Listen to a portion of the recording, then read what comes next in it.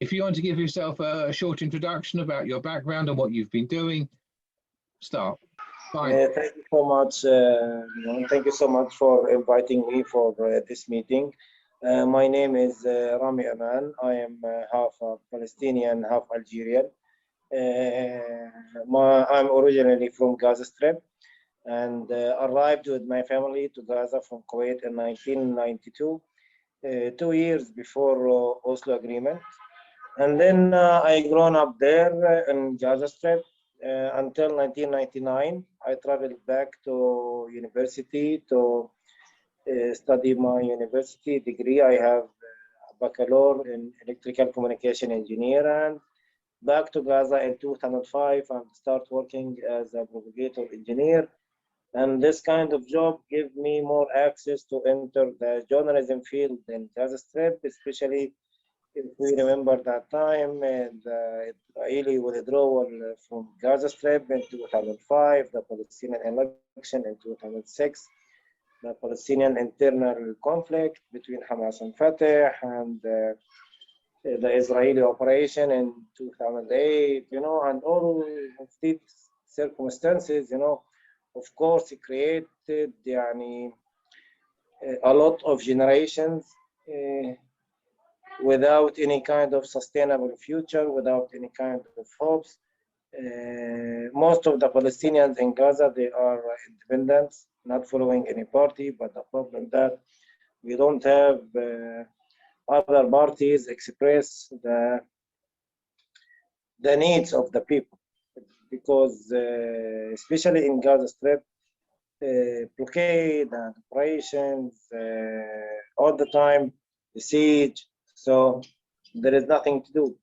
So in 2010, me and other youngest from Gaza Strip started a group called Gaza Youth Committee, and our main idea was how we can create our relations, empower our communication, make more initiatives for the kids and the youth and the women, and try to create a new mass of people can make some kind of stress or pressure over Fatah and Hamas to achieve our internal reconciliation. Because for me personally, I need to find my country united. There is no division, not like what is happened in 2007. And we started a lot of initiatives for a lot of people, and we created a very big network internally in Gaza and organized hundreds of initiatives from that time in cooperations with a lot of schools, NGOs,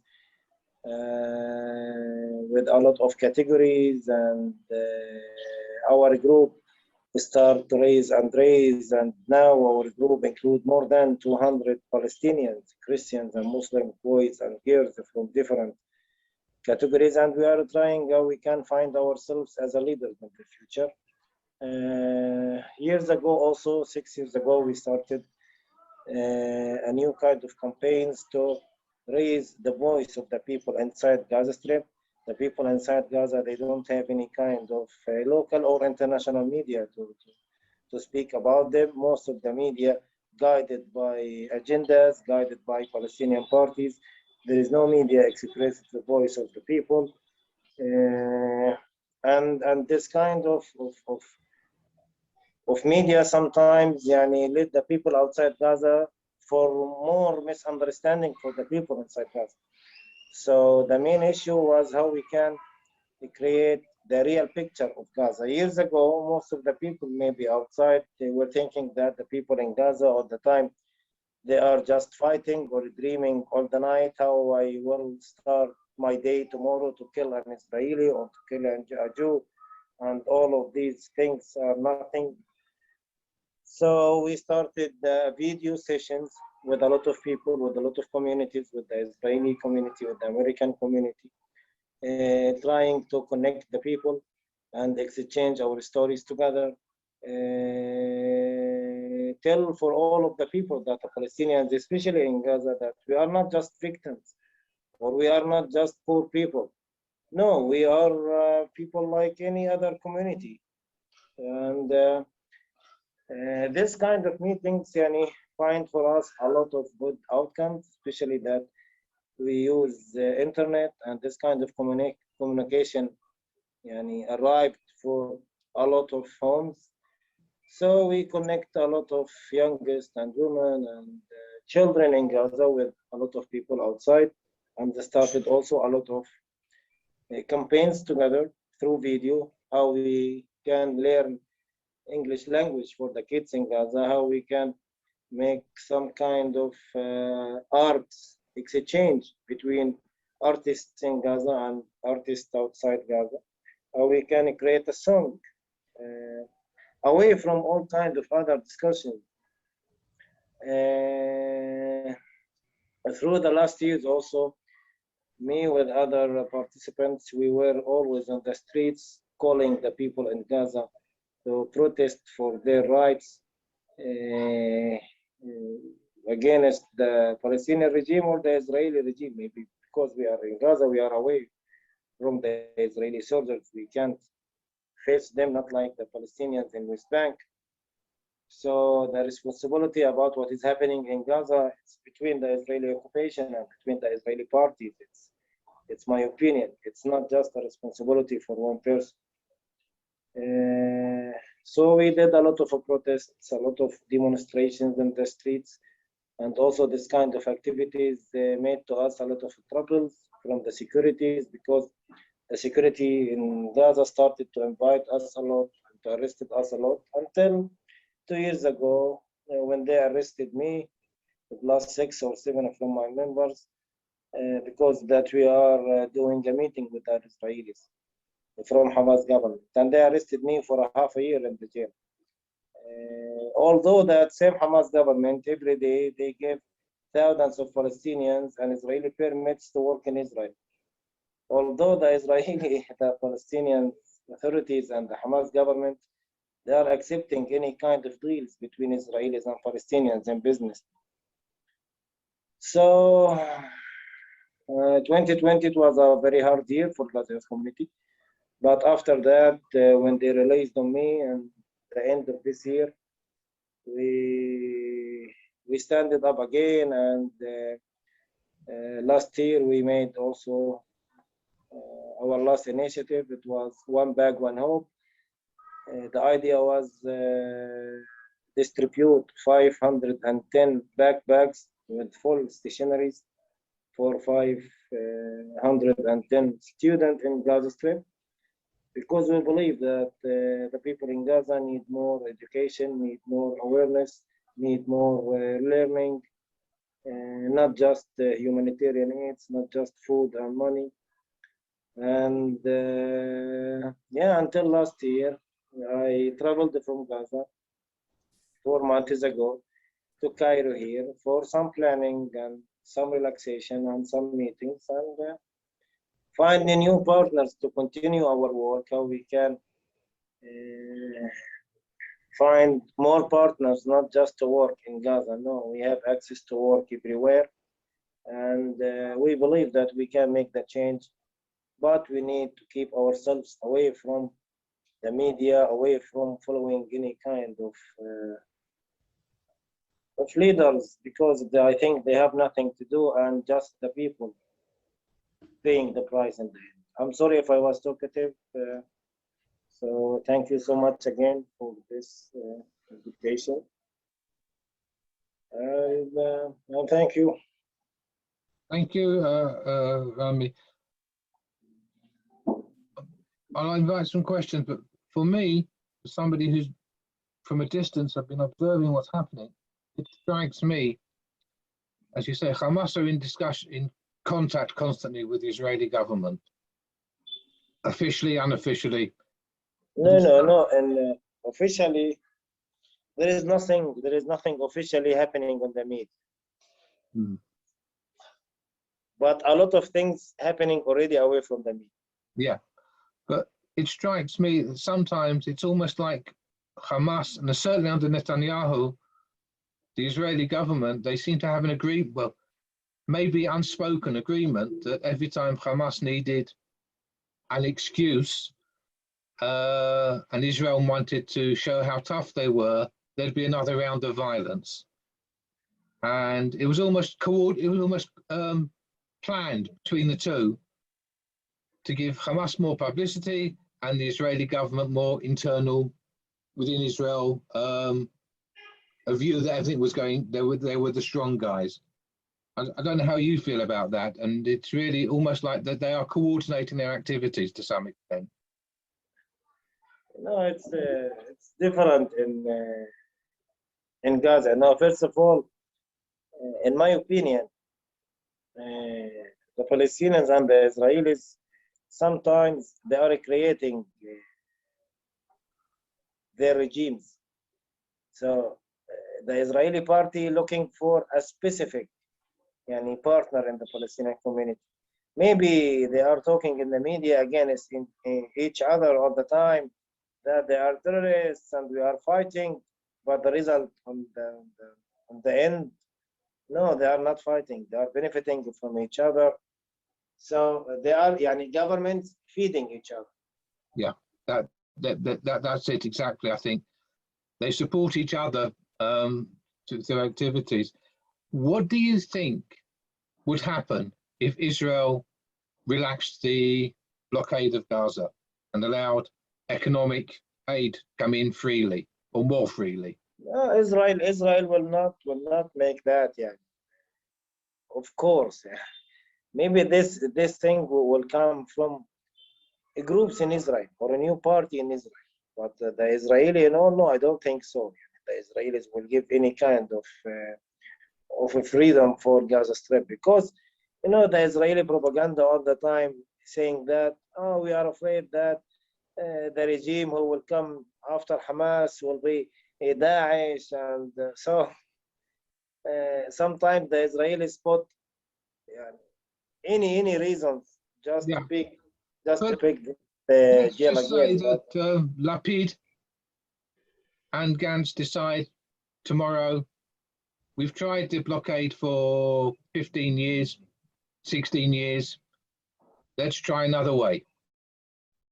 And allowed, under some supervision, maybe from the UN, economic aid. Would that help in Gaza? Let me just answer the question again. I think Lapid or Bennett or Netanyahu, or there is no Israeli leader, will make this thing to happen. Okay. So this is for me the point. It's a constant. It's something constant to me, because if they have something to do, why they are delayed until now? In 2009, 1,400 Gazans killed, and they have nothing. In 2014, more than of 2,600 killed, and 10,000 of people in Gaza. They endured and they did nothing. Last year, all Gaza destroyed, and they did nothing. So how come I will expect that anyone will do something to Gaza? So how do we get out of this cycle? How do you think we can get out from this cycle of? We need to take our responsibility as a Palestinians, first of all. First of all, we need as a Palestinians to reach our internal reconciliation, to find our internal peace as a Palestinians. Inside the Israeli community, there is a big gap between the Palestinians themselves, between Gaza Strip and West Bank, between Gaza Strip and Jerusalem, between a lot of cities in the Palestinian territory. After preparing ourselves, we can speak with anyone, but with all of that things, we are just dropping down for more worse conditions. We need to get our united first as a Palestinian, and then speak about peace, and then speak about freedom, and then speak about a country. How I can to speak about peace, and I failed in make peace between my people? How I talk about the Palestinian resistance, and at the same time I'm not serving the whole Palestinians? We need the people in Gaza to, and the people in West Bank, also all the Palestinians to choose their leaders to have a sustainable life for some years and then choose. We have no time to do anything. When they published the Palestinian Authority in 1994, just 1 or 2 years, and then the Israeli operations started against the Palestinian Authority offices and police stations in Gaza. And we started the withdrawal in Gaza in 2005. He did that alone, without any kind of coordination with the Palestinian parties. After the second Intifada in 2000 also. So we need just some time to prepare ourselves, to prepare our home. So I think with all of our internal violence and the Israeli operations over us, we can't do anything. Has somebody else got a question? Yes, I would like to say, first of all, Rami, can I just ask you, I don't know if it's possible for you to talk about it on here, but one of the extraordinary things about your story, I think, and it's fantastic to have you with us today, and I've been very much looking forward to it because you've done some amazing things, and following what's been happening to you for these 2 or 3 years, one of the things that struck me the most was the situation with your wife. I don't want you to touch on anything too sensitive, but that was a particularly touching and awful situation that they parted you from your wife. Have you managed communication? Are you in touch? No, I'm not in touch with her. That's also from that some things happened through my time in the jail, and until now, no, I'm not in touch with her, and I'm still paying this price. Yeah. Because maybe the people think that I was in the jail because of a meeting between Israelis and Palestinians, but no, a lot of things happened already in that time, and until now, I didn't talk a lot in the media about what happened. But I believe that that if we are just keeping to move forward, maybe we can fix everything. And also, I'm not here in Cairo that I'm leaving Gaza forever. I'm just trying to prepare my future and to prepare myself, and then back to Gaza. And one from my personal interest that I can find my life again and adjust myself. Absolutely. I hope so. Hope you managed to. Thank you.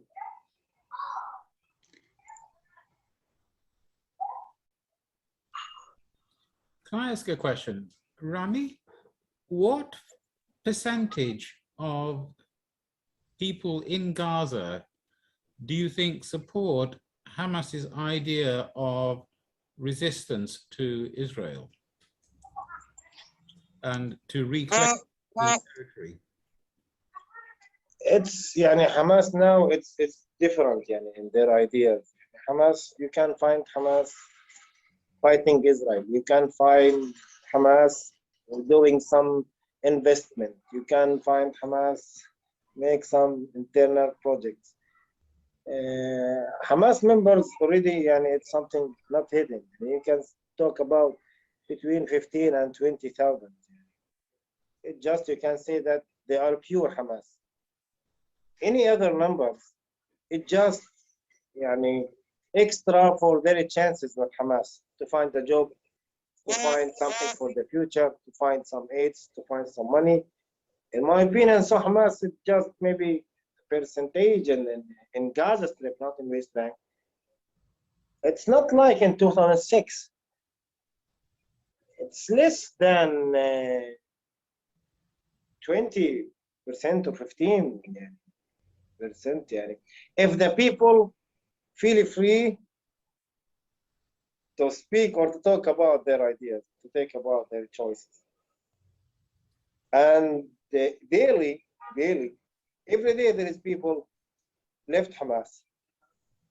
And also every day there is people enter Hamas, but not entering Hamas because of they are believing in their agendas. Or, no, they are maybe think that maybe I will find a job, maybe I can find some money.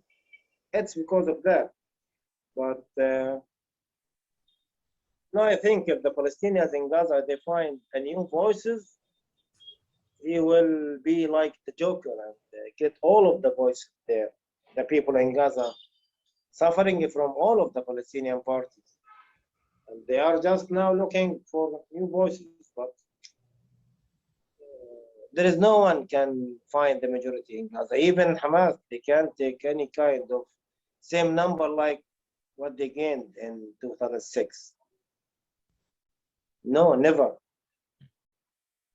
Never. I'm talking about Gaza, but about West Bank, I don't know. No Hamas in Gaza, no people, no people in Gaza looking to join in new groups, but they can't find this kind of group.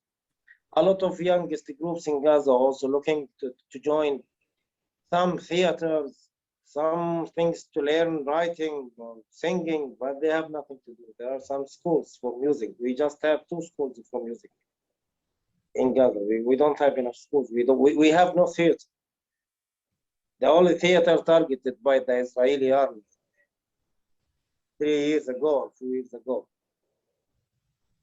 So if the people also find more opportunities like that, a lot of generations will join this kind of ideas. They will not join any kind of other parties, not because they are support violence or support peace, no.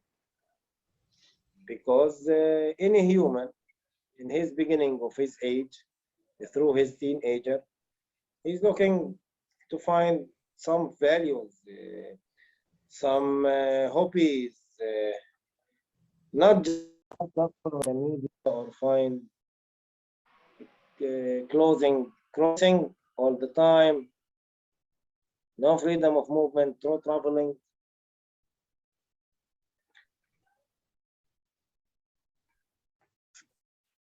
We hope that to find new voices in Gaza. Has somebody else got a question? Yes. Zachary.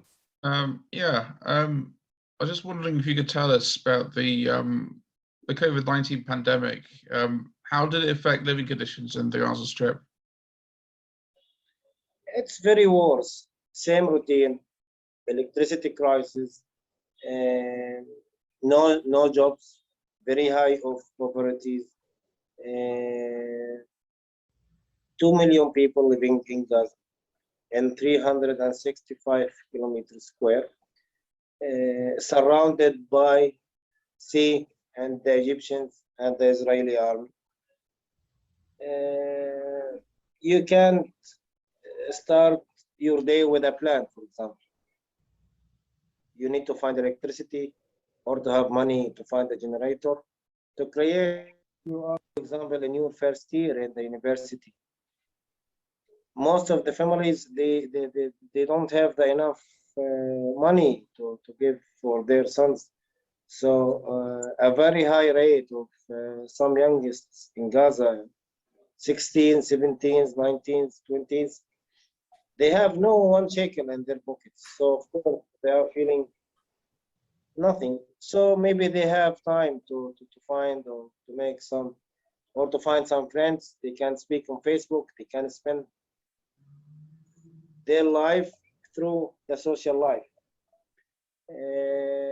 If you are thinking to travel, it's very hard. If you are under 40, you need to put your name and on the list and wait, or to pay a money at least $300, and this money dividing between. They are saying that this money going for Palestinians and Egyptians, some kind of corruption. I'm not saying that, they are saying that. So, and if you are thinking to get a visa, it's very hard. You need invitation. There are no embassies in Gaza. There are nothing. You can't make any kind of booking from the internet. We have good internet. You can't have booking in your country, for example. if you are studying for 5 or 6 years, it's very hard to find a job. So for any youngest, for any woman, it's very hard to live. Most of people here looking for their salaries because of the government, and for their salaries because they are working in the private sectors. But we don't have that high number for those employees who are working with the governments or with the private sectors. We are talking about just 100 or 150,000 people from 2 million, so it's nothing. Previously, the Israelis gave some thousands of permits for some workers, and maybe this will be something good. But as I said at the beginning, we need that thing to continue, not just make it for 1 month or for half a year and then close it for years and then open again. We have a lot of international organizations in Gaza, but at the same time, in my opinion, the result is they have nothing and they did nothing. Just we have some numbers of foreigner salaries, foreigner employees getting high salaries with high securities, with high jeeps, and they are making a conference about poverty. So I think it's some kind of what is happening in Gaza also.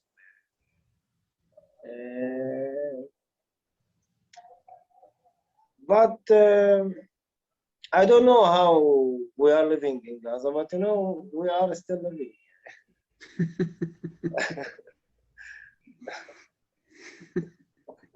Very nicely put. I don't know. United Nations in 2018, I think, they said that Gaza Strip in 2020 will not be a good place to live. Same United Nations distributed millions of dollars in the last 50 or 40 years. So why Gaza Strip? What about the money that all donors and international organizations paid in Gaza? Where all of these money? Do you think, Rami, having said what you just said, and there's a big difference between being very diplomatic because you have to be and being very diplomatic because you want to be, and when you haven't been diplomatic, you personally, you've obviously suffered for it, you've ended up in jail. But it's ironic because what you did was actually the height of diplomacy. You were meeting on Zoom with peace activists from Israel.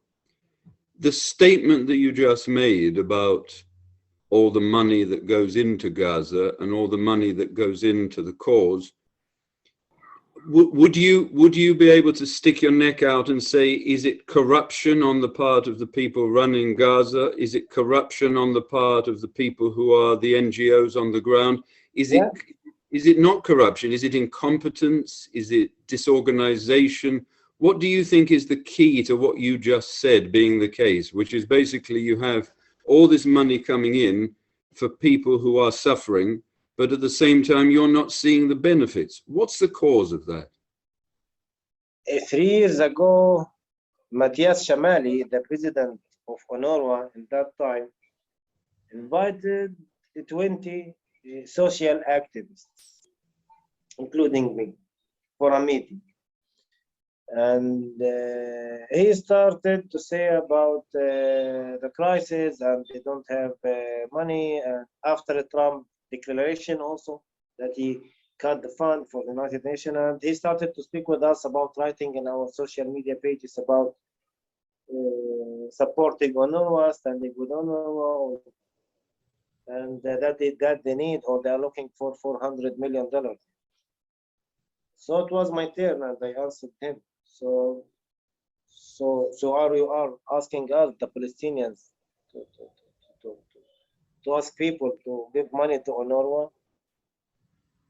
So I will ask people to give money to you, Mr. Shamali, and then I will see you in Gaza Street driving a jeep and just working 3 or 4 hours in a very high office,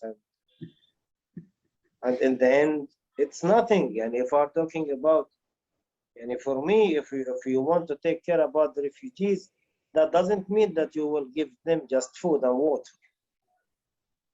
It's not like that. You are keeping the poverty like that. No, you need to fix it. And I told them, yeah, that in a direct way, it's some kind of corruption.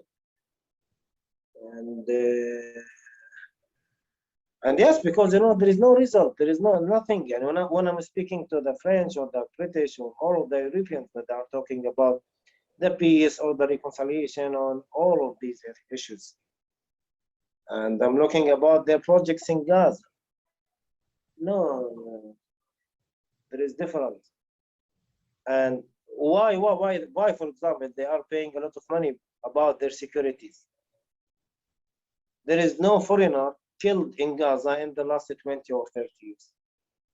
We are not like any other countries, targeting the journalists and the foreigners in the streets. One jeep for one foreigner employee in the United Nations and other American organizations can serve one family, or can give a chance or a hope for other kids. Like Miladinov, the peace, the special coordinator for the peace process, the previous one, and Tom Winsland also. They are messengers for peace, but they are doing what? Nothing. Just the press releases, just the press conference, that they are calling for the good lives, and they are calling for 2 countries, and they are, so it's just speeches and talking. It's nothing. For me, I need to find strong international diplomatic leaders.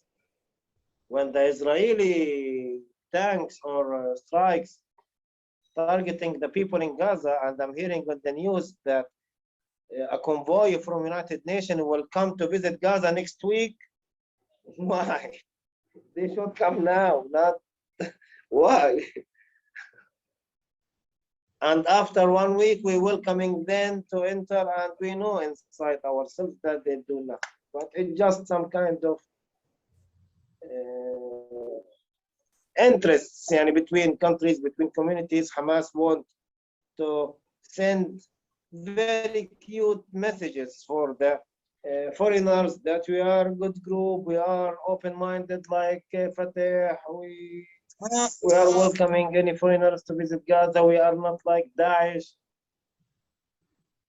At the same time, the Europeans and the Americans, they did nothing, just leave the situation like that. And who will pay the price in the end? The leaders? No, the people, not the leaders. We need to change this leader. Yeah, for sure. Rami, what role, if any, could Egypt play in making Gaza a more secure place for democracy, for people like you to start running the place? Because I think we need new leadership, as you say, we need new leadership in Gaza. Yeah, but that will happen. But that will happen by the Palestinians, not by the Arabs or by others. We can find some support from the Arab countries. The Egyptians, historically, they are standing with the Palestinians in the last years.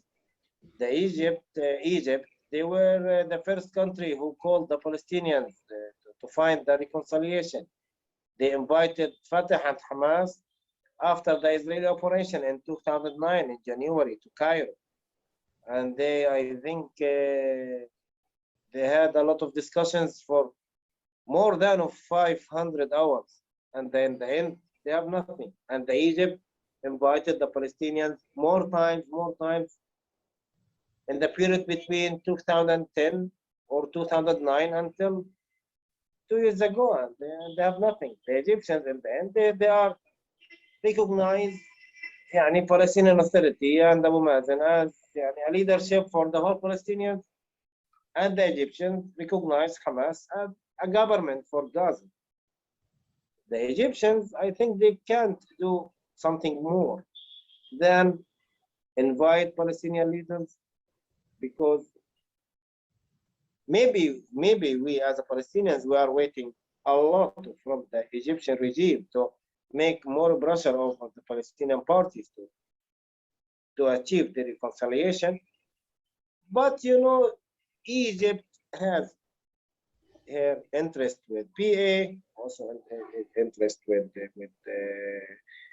Hamas. But if the Egyptians find yani, new voices grow in Gaza, I think maybe the Egyptians will find yani, how they can make some kind of cooperation with them. But you know, all of that thing will happen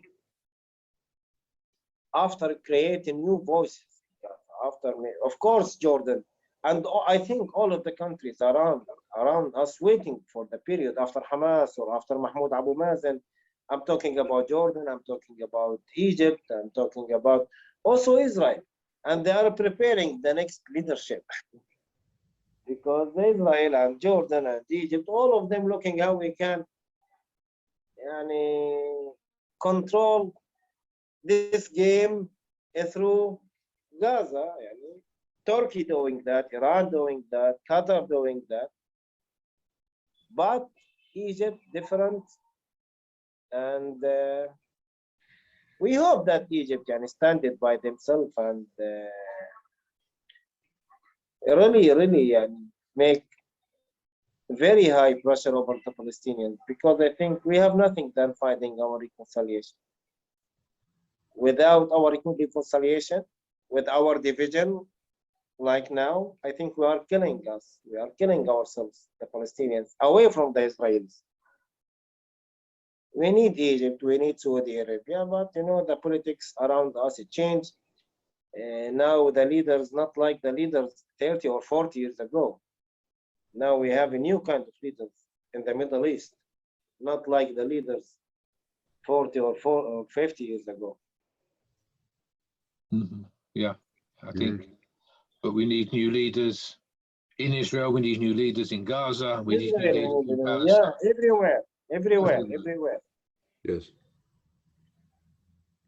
Has that, somebody else got a question? John, do you want to ask anything?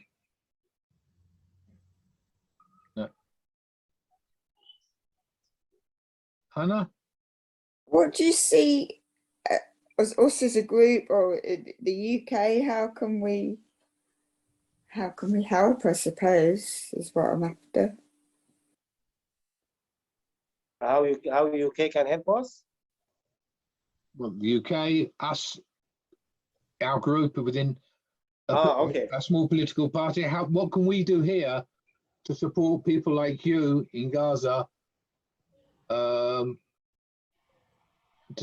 achieve your goal? We can start something. Start to create a plan, for example, for a specific group of people in Gaza: kids, children, women, youth, academics, teachers, to find out what we need or what kind of work we need to do with Gaza. We can make weekly video meetings to learn some Palestinian kids in Gaza English language. We can make some kind of video meetings between students in UK and the students in Gaza.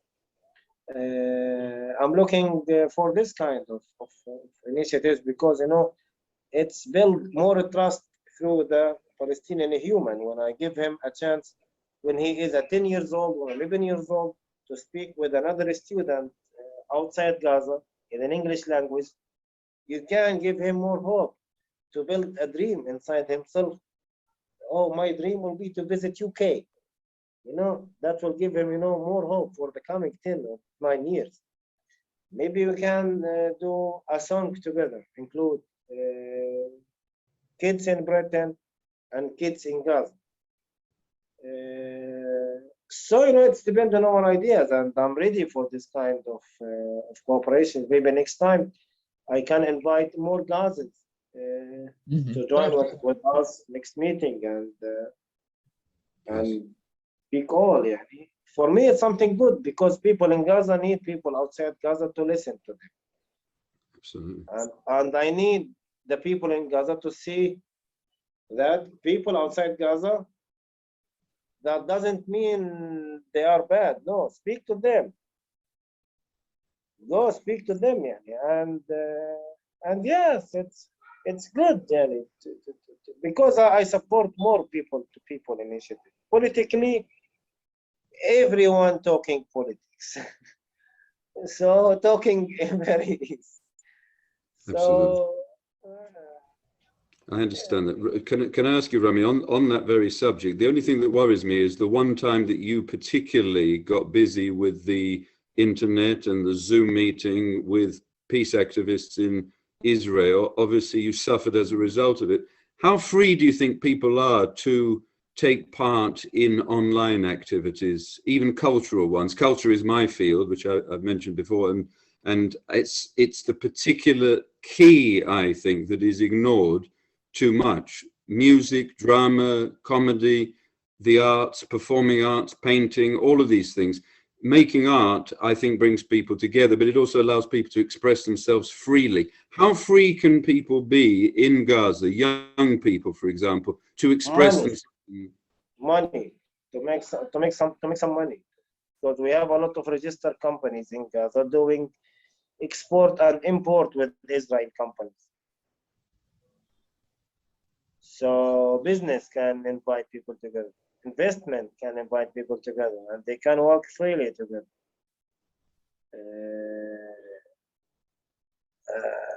Yeah, with target group, we can start to build something. Sure. And yeah, if the people, if any person, you know, find a sustainable financial situation, he will face anyone. And yeah, that will be a good idea to invite people. And do you think, Rami, do you think that the governmental situation there will allow this kind of free activity because it's in the interest of the people there? Maybe we can change these activities to be something registered, company, association, something legal, something registered. So there will be no worry from any kind of government. And I believe that the government will not stay forever. Sorry, I didn't catch it. What was that bit you just said? I believe that the governments will not stay forever. Sure. This government will change one day. So we just need to prepare something for the future. Yeah. Without any kind of delay, and start from now. Absolutely. With a small thing. Yes. Thank you. Thank you. Has anybody else got any more questions?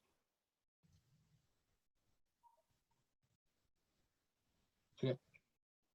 I think that many thanks, Rami, for joining us this evening. Thank you so much, Rami. I know your situation is not great, but we will do what we can to help change the situation, to make sure that Gaza, Palestinians can find their way to freedom. I think for Israel's sake, as much as for the Palestinians' sake, we need to find a solution to the conflict and to allow everybody to have the right to express themselves freely and to have a role in government. That's what we are as Liberal Democrats. We believe in the people running the government more than the yes parties. I mean, our leadership, I think within our own party, we have enough problems with our leadership, but nothing like what you're having in Gaza. Yes. But we need to support people like you and to let your voice be heard, not just within Gaza, but around the world, because as you say, all we hear is the Hamas side, we hear the Israeli side, we very rarely hear the side of the Palestinians, the actual people, the Gazans on the ground. Very For true. me, I prefer when I'm talking, especially in our internal meetings. Hey guys, let's blame ourselves. Let's not talk about others. Let's talk about ourselves. Yes. Yeah. Then speak about others. We are suffering. And if we will still we're just waiting the Israeli to solve or to give us solutions, they will not give us No. any kind of solutions. Not because he don't accept that, because he's not suffering. So there is no kind of hurry up to find the solutions. But it's different for the Palestinians and different for the Palestinians in Gaza. They need solution now, Yeah. now, Yeah. now. So I prefer always maybe to help one person. That would be something good, because Yes. from this person maybe I can find more persons. It's better than help thousands of people without find any good of outcome. So we Very can well. build things, as I said, and thank you so much. Yani, for me, I'm respected a lot. Yani. Anyone just care to know what is happening in Gaza. That, yani, for me, it's more than enough. That the people interested to know. And it's something good. After that, we can talk about how we can work together, how we can talk together. At least let's open session. Let's open a discussion. And then maybe next time we can share our discussions for, as I told you, for new guests or new people, participants. I told you, Leon, that I'm not looking for the numbers of people. One person, maybe the change will come from one person, not. Okay. Very much. And thank you so much again for this Thank you meeting, so much, guys. sir. Thank you Thank you for so talking much. to us, sir. And on a personal level, I hope you are able to be reunited with your wife soon. Yes. I also And I thank hope you. Very so. much, sir. And I- Lovely to have met you, Rami. I look forward to speaking to you on Wednesday evenings again very soon. Please, and you can speak to me anytime. And if anyone wants to speak with me, you have my Facebook already and my email. So Yeah, yeah. don't Okay. hesitate to contact. Thank you so much.